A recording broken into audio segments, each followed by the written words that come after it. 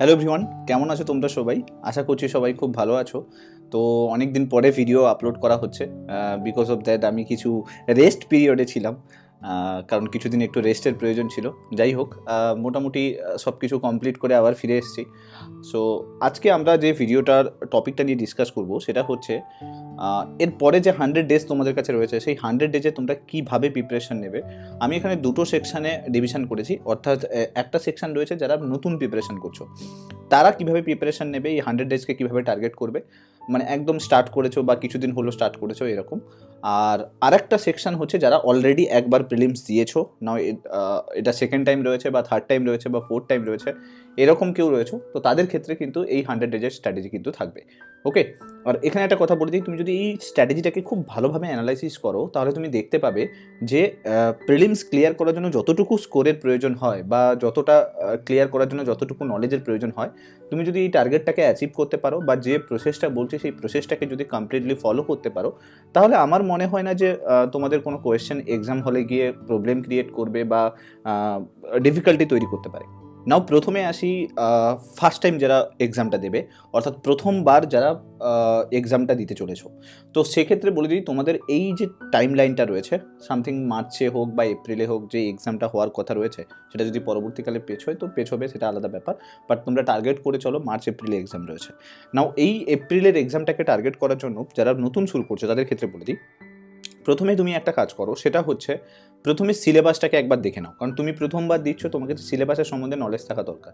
Syllabus এবং তার সঙ্গে সঙ্গে লাস্ট 5 ইয়ার্সের কোয়েশ্চেন পেপারকে সলভ করে নাও। লাস্ট 5 ইয়ার্স বলতে হিস্ট্রি, জিওগ্রাফি, ইকোনমি, পলিটি এবং হচ্ছে ম্যাথ, জিআই, বাস, আর সায়েন্স, এই পার্টটা তুমি লাস্ট 5 ইয়ার্সে সলভ করে নাও। নাও সলভ করার আগে তোমাকে জিনিস যেটা দেখবে, যখনই তুমি একটা ইয়ারে সলভ করবে তখন তুমি বুঝতে পারবে যে প্রায় 50 to 60 মার্কসের কোয়েশ্চেন কিন্তু শুধুমাত্র হিস্ট্রি পেপারেই আসছে, আর 30 কোয়েশ্চেন জিওগ্রাফি পেপারে আসছে। তার মানে হয়ে গেল কত, 60 আর ওইদিকে 30, 90 কোয়েশ্চেন তো তোমার হিস্ট্রি, জিওগ্রাফি থেকেই আসছে, আর বাকি থাকবে কারেন্ট অ্যাফেয়ার্স। ওকে, রইল বাকি ইকোনমি, পলিটি আর সায়েন্সের 25 কোয়েশ্চেন আসে। সায়েন্সটা যেহেতু আনপ্রেডিক্টেবল কোয়েশ্চেন আসে, তো এক্ষেত্রে আমি তোমাদেরকে বলবো ডিরেক্টলি এমসিকিউ প্র্যাকটিসের উপর জোর দেবে। আমি সাবজেক্ট ওয়াইজ আসবো, তো এই 90 কোয়েশ্চেনকে প্রথমে তোমাকে টার্গেট করতে হবে, কারণ 60 আর 30 যদি তোমার হাত থেকে বেরিয়ে যায় তাহলে কিন্তু এক্সামও হাত থেকে বেরিয়ে যাবে। সো দ্যাট মিনস তোমরা যদি দেখো ভালো করে, কাট অফ কিন্তু দাঁড়িয়ে থাকে যে হিস্ট্রি পেপারটা কতটা কঠিন হচ্ছে বা কতটা ইজি হচ্ছে। যদি ইজি হয়ে যায় তাহলে দেখবে কাট অফটাও হাই হয়ে যায়, এবং তার উপরে তো ভ্যাকেন্সি রয়েছে। যদি হিস্ট্রি, জিওগ্রাফি পেপার ডিফিকাল্ট হয়ে যায় তাহলে কিন্তু কাট অফটা নিচের দিকে চলে আসে। অতএব এই দুটো পেপারকে তোমাকে বেশি করে ভালোভাবে ফোকাস করতে হবে। যদি তুমি প্রথমবার প্রিপারেশন করছো তাহলে একটা বড় প্রবলেম হয় কি, সমস্ত সাবজেক্টে একটা হলিস্টিক ভিউ পাও না, অর্থাৎ হলিস্টিক প্রিপারেশন তুমি করতে পারো না। তো এক্ষেত্রে আমি তোমাকে বলবো তুমি একদম মাথার মধ্যে নিয়ে চলো যে আমাকে 3টে পেপারে খুব ভালোভাবে করে আসতে হবে। একটা হচ্ছে হিস্ট্রি, আর একটা হচ্ছে জিওগ্রাফি, আর একটা হচ্ছে কারেন্ট অ্যাফেয়ার্স। নাও এই 3টে পেপার যদি তোমার স্ট্রং হয়ে যায়, আমি বলতে পারি যে তুমি দোরগোড়ায় তো পৌঁছে যাবে, তাই না? কাট অফের দোরগোড়ায় তো পৌঁছে অনায়াসে যাবে। নাও হিস্ট্রি পেপারটাকে তোমাকে বেশি করে ফোকাস করতে হবে। গত 2-3 বছরে দেখা গেছে আইএনএম এর উপরে বেশি করে ফোকাস করেছে, তার মানে এটা নয় যে প্রত্যেক বছরই আইএনএমকে ফোকাস করবে। দেখো পিএসসি অলওয়েজ, তুমি যদি ভালো করে কোয়েশ্চেন পেপারগুলোকে দেখো, পিএসসি অলওয়েজ যেটা তুমি করবে না সেটার উপরে বেশি ফোকাস করছে। তার মানে যদি তুমি আইএনএমকে বেশি করে দেখছো, দ্যাট মিনস আইএনএম থেকে প্রচুর কোয়েশ্চেন আসছে, তার মানে আইএনএম থেকে কোয়েশ্চেন আসার চান্সটা কমিয়ে দেবে, অ্যানসিয়েন্ট মেডিভেলকে বেশি করে প্রায়োরিটি দিয়ে দেবে। তাই জন্য কখনো লাইটলি নেবে না যে আইএনএমটাকেই শুধুমাত্র পড়বো, অ্যানসিয়েন্ট মেডিভেল হাতই দেবো না। অ্যানসিয়েন্ট মেডিভেলের উপরে জোর দাও, কারণ কি কোনো কারণে যদি আইএনএমটাকে ওরা ফোকাস না করে অ্যানসিয়েন্ট মেডিভেলের দিকে ফোকাস করিয়ে দেয়, তাহলে কিন্তু তোমার একটা বছর গেল, তাই না? সো তোমার কাছে 100 দিন আছে, মানে আমি 3 মান্থস ধরে চলছি, 3 মান্থস রয়েছে। তোমার মেন টার্গেট যেটা হবে সেটা হচ্ছে হিস্ট্রি পেপার এবং জিওগ্রাফি পেপার, এই দুটো পেপারকে খুব ভালোভাবে রেডি করে নাও। নাও এবার কোয়েশ্চেন আছে যে হিস্ট্রি, জিওগ্রাফিটা পড়বে কোত্থেকে। দেখো জিওগ্রাফিতে অলরেডি আমি আনএকাডেমিতে একটা পুরো প্লাসে খুব সুন্দরভাবে একটা ক্লাস বানিয়ে রেখেছি। আমার মনে হয় না যে তুমি যদি ওই কোর্সটা কমপ্লিট করে নাও, আই থিঙ্ক 15 to 20 ভিডিওস আছে, ক্লাস আছে, যদি কমপ্লিট করে নাও তোমাকে জিওগ্রাফির একটা কোয়েশ্চেনও হাত দিতে হবে না, এবং তুমি ক্লাসের মধ্যেই মুখস্থ হয়ে যাবে, এটুকু গ্যারেন্টি দিচ্ছি। যারা প্লাসে ক্লাস করেছো তারা একটু কমেন্ট করে জানাবে, ঠিক, ওখানে তুমি নোটসও পেয়ে যাবে এবং ক্লাসে যত বই আছে না সেই বইগুলোকে মিলিয়ে আমি একটা নোটস বানিয়ে দিয়েছি। তো আলটিমেটলি ওটাকে তুমি ফোকাস করতে পারো। ইয়েস, তোমাকে তো বই তো পড়তেই হবে, বেসিক বই যেরকম কার্তিকচন্দ্র মণ্ডল, বা তুমি যদি এনসিআরটি পড়ছো এনসিআরটি, একটা বেসিক বই তো তোমাকে পড়তে হবে। বাট হ্যাঁ, কম্প্রিহেন্সিভ যদি তুমি পেয়ে যাও তাহলে কিন্তু ওখানে থেকে কিন্তু পেয়ে যাবে। ওকে, জিওগ্রাফিতে ফ্যাকচুয়ালের উপর বেশি জোর দেবে প্রিলিমসের ক্ষেত্রে, কনসেপচুয়াল কোয়েশ্চেন দেবে না। কনসেপচুয়াল কোয়েশ্চেন মেন্সে দেয়, ফ্যাকচুয়ালের উপর জোর দেবে, মানে কোথায় এটা রয়েছে, কোন প্লেসে এটা পাওয়া যায়, কোন জায়গাটায় এটা বিখ্যাত রয়েছে, কোন এই পিকটা কোন পর্বতের, এইরকম ফ্যাকচুয়াল ডেটার উপর জোর দেবে। এই ফ্যাকচুয়াল ডেটার ক্ষেত্রে কার্তিকচন্দ্র মণ্ডল কিন্তু খুব ভালো করে। ওকে, আর হিস্ট্রিতে তোমাকে দেখবে জীবন মুখোপাধ্যায়ের জিস্ট বলে একটা ইউটিউবে অলরেডি আমি ভিডিও দেওয়া রয়েছে, সেই ভিডিও থেকে জিস্টের পেয়ে যাবে। দরকার হলে আমি পিডিএফ এর লিঙ্ক ডেসক্রিপশন বক্সেও দিয়ে দেবো, সেখান থেকে জিস্টটা পেয়ে যাবে না। সেই জিস্টে তুমি পুরো আইএনএম পার্টটা পেয়ে যাবে, জাস্ট ওটাকে মুখস্থ করতে থাকো, আর কিছু নেই। যদি তুমি নতুন জয়েন করছো, এমনিতে ক্লাস স্টার্ট হয়েছে প্লাসে, 9 তারিখ থেকে তোমাদের হিস্ট্রি ক্লাস স্টার্ট হবে, জয়েন করে নিতে পারো, প্লাসে তুমি এমনিতেই পেয়ে যাচ্ছ। যদি তুমি জয়েন করতে পারছো না, সামথিং ধরো তুমি বাড়িতে একা থেকে প্রিপারেশন করতে চাইছো, নিজেকে কখনো একা ভেবো না, তোমার কাছে সমস্ত স্ট্রং এবং সমস্ত শক্তি তোমার কাছে রয়েছে নিজেকে সার্ভাইভ করার জন্য। এক্ষেত্রে আমি তোমাকে বলবো জীবন মুখোপাধ্যায়ের জিসটা যেটা পিডিএফটা দিচ্ছি, ওই পিডিএফটাকে থরো পড়ে নেবে। ওটাকে আমি খুব সুন্দরভাবে অনলাইনের ফর্মেটে বানিয়েছিলাম।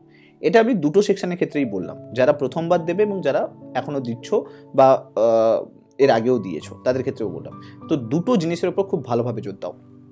ওকে, হিস্ট্রি জিওগ্রাফি হয়ে গেল। কারেন্ট অ্যাফেয়ার্সের জন্য মর্নিংয়ে ক্লাস হচ্ছে, মর্নিংয়ে ক্লাসটা অ্যাটেন্ড করতে পারো, অথবা তুমি নর্মালি যে ম্যাগাজিন ফলো করছো থরলি সেটাকে পুরো ইয়ার ধরে করো। এক্ষেত্রে বলে দিই, অনেকে আছে একদম জানুয়ারি থেকে পড়তে স্টার্ট করে, এতটাও ইম্পর্টেন্ট নয়, আগস্ট থেকে টিল মার্চ পর্যন্ত রেডি করে রাখো, যাতে কি হবে তুমি একটা হলিস্টিক ভিউ পেয়ে যাও কারেন্ট অ্যাফেয়ার্সের। এবারে রইল বাকি জানুয়ারি থেকে আগস্ট কী করবে, সব থেকে ইম্পর্টেন্ট পয়েন্টগুলোকে আমি পরবর্তীকালে তোমাদেরকে দিয়ে দেবো, সেই ইম্পর্টেন্ট পয়েন্টগুলোকে রেডি করে নেবে। হয়ে গেল। নাও এটা আমি তোমাদের বলে দিলাম, যারা নতুন প্রিপারেশন নিচ্ছ এবং যারা অলরেডি প্রিপারেশন নিয়েছো 1-2 বছর, তাদের ক্ষেত্রে বলে দিলাম হিস্ট্রি জিওগ্রাফিটা কীভাবে ফোকাস করবে। নাও রিলো কারেন্ট অ্যাফেয়ার্সটাও বলে দিলাম। এবার যদি বলি, এটা হচ্ছে নতুনদের ক্ষেত্রে, কারণ তুমি দেখো তুমি কিন্তু এই 3টে সাবজেক্টকে ফোকাস করার টাইম পাবে, তুমি এটাকে খুব ভালোভাবে রেডি করে নাও। ইকোনমি পলিটির ওপরে ওয়ান লাইনার ফর্ম্যাটে রেডি করে রাখো, যে কী পড়তে হবে, কতগুলো কোয়েশ্চেন আছে, এইগুলো ওয়ান লাইনার ফর্ম্যাটে রেডি করে রাখো। দরকার হলে আমি 100 কোয়েশ্চেনে ওয়ান লাইনার ফর্ম্যাটের দিয়ে দেবো, কোয়েশ্চেন পেপার দিয়ে দেবো, ওটাকে রেডি করলেই হবে। আর বেশি আমার মনে হয় না যে বেশি কিছু দরকার হয়। এবার যদি দিয়ে দেয় সেটা আলাদা ব্যাপার। এবারে রইল বাকি যারা সেকেন্ড টাইম দেবে, অর্থাৎ 3-4 দিচ্ছ প্রিলিমস, তো এক্ষেত্রে বলে দিই তোমার কাছে কিন্তু তুমি কিন্তু অন্যদের থেকে কিন্তু যথেষ্ট এগিয়ে। তো এক্ষেত্রে তোমাকে যেটা করতে হবে সেটা হচ্ছে রিভিশনের উপর বেশি জোর দাও। অনেক সময় হয় কি, আমরা 2-3 বছর কোনো সাবজেক্টকে যখন পড়ে নিই না, তখন আমাদের মধ্যে আন্ডার কনফিডেন্স তৈরি হয়, আন্ডার কনফিডেন্স নয়, ওভার কনফিডেন্স তৈরি হয়, যে হ্যাঁ এটা তো পেরেই যাবো, এতে কি এসে গেছে, 100 কোয়েশ্চেন সলভ করতে কতটুকু সময় লাগবে। তো এই যে চিন্তা ভাবনাটা না, এটা তোমাকে কিন্তু অনেক বেশি প্রবলেম ফেস করতে হেল্প করবে। কারণ কি, যত তুমি সামনের দিকে যাবে, তোমার ওভার কনফিডেন্সের জন্য তুমি তত দেখবে নেগেটিভ পেয়ে আসবে। যত নেগেটিভ পাবে তোমার মধ্যে কিন্তু একটা কনফিডেন্স লো হতে থাকবে এবং এক্সাম পর্যন্ত এর এফেক্ট কিন্তু দেখতে পাবে। সো এর জন্য আমি তোমাদেরকে বলবো, যারা 2-3 বছর দিয়ে দিয়েছে অলরেডি, মক টেস্ট দাও।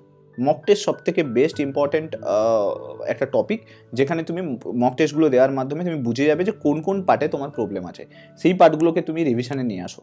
অ্যাটলিস্ট তুমি রিভিশন শিডিউল তৈরি করো, যে এই রিভিশন শিডিউলে আমি ফলো করবো এবং এই রিভিশন শিডিউল অনুযায়ী নিজেকে রেডি রাখবো। স্পেশাল ক্লাস আমি 8টার সময় নিই, রাত্রি 8টার সময় নিই, ওখানে একটা পুরো 100 দিনের শিডিউল বানানো আছে। যদি তুমি নিজে করতে না পারছো, রিভিশন করতে না পারছো, আমি তোমাকে বলবো তুমি ওই শিডিউল ধরে প্র্যাকটিস করতে থাকো, রিভিশন করতে থাকো, তাহলে নাও তুমি 100 দিনের মধ্যে সমস্ত টপিক কমপ্লিট করে ফেলতে পারবে। রাত্রি 8টাতে স্পেশাল ক্লাস হয়। ওকে, তো এই দুটো জিনিস যদি তুমি করে চলতে পারো, মানে রিভিশনটাকে কন্টিনিউ করে চলতে পারো এবং ঠিকমতো করে জিনিসগুলোকে মক টেস্টগুলো প্র্যাকটিস করতে থাকো, মক টেস্ট দিতে থাকো, কত স্কোর হচ্ছে সেটা যদি দেখতে থাকো, তাহলে আমার মনে হয় না কোনো প্রবলেম হবে। নতুনদের ক্ষেত্রে আমি তোমাদেরকে বলে দিচ্ছি 3টে সাবজেক্টকে বেশি করে ফোকাস করো, বাকিগুলোকে আস্তে আস্তে তৈরি করলেও হবে, কিন্তু এই 3টে সাবজেক্ট তোমাকে কিন্তু স্কোর তৈরি করতে হেল্প করবে। ওকে, সো আই থিঙ্ক ক্লিয়ার করতে পারলাম। পুরনোরা রিভিশনের উপর জোর দাও, পড়াশোনা তোমাদের কাছে সবই রেডি আছে, শুধুমাত্র রিভিশন করলে কিন্তু হয়ে যাবে। টপিকগুলো রেডি করে নাও, যে টপিকটা রেডি হয়ে গেছে সেটাকে রিভিশনের উপর জোর দাও, আর কিছু দরকার নেই, নতুন করে কিছু জানার প্রয়োজন নেই। নতুন জিনিস তুমি অলরেডি জেনে গেছো, এবার নিজেকে অ্যাম্প্লিফাই করো, যতটা সম্ভব, যতটা এক্সপান্ড করা যায় নলেজটাকে এক্সপান্ড করার চেষ্টা করো, রিভিশন করে করে মাথার মধ্যে রাখার চেষ্টা করো, আর এমসিকিউ সলভের ওপর জোর দাও। আদারওয়াইজ কিন্তু পরবর্তীকালে এক্সাম হলে গিয়ে কোয়েশ্চেন দেখা সত্ত্বেও তুমি জানবে ঠিকই, কিন্তু অপশানে তুমি মেলাতে পারবে না। ওকে, সো ক্লিয়ার করলাম। এইটা কিন্তু টার্গেট করে এগো, আমি তোমাদেরকে পরে আরও আস্তে আস্তে স্ট্র্যাটেজিগুলো প্রোভাইড করবো, সেগুলো দেখতে থাকবে। আই থিঙ্ক একটা ক্লিয়ার কাট আইডিয়া কিন্তু তোমাদের তৈরি হয়ে যাবে। Okay, so thank you so much, ভালো থাকো, সাবধানে থাকো, সুস্থ থাকো। আর ভিডিওটা ভালো লাগলে লাইক করে দিও আর শেয়ার করে দিও বন্ধুদের সঙ্গে, যাতে সবাই এই ভিডিওগুলো দেখতে পারে আর স্ট্র্যাটেজিগুলো সম্বন্ধে আইডিয়া পেতে পারে। ওকে, চলো নেক্সট ভিডিওতে তোমার সঙ্গে আবার দেখা হচ্ছে, টাটা।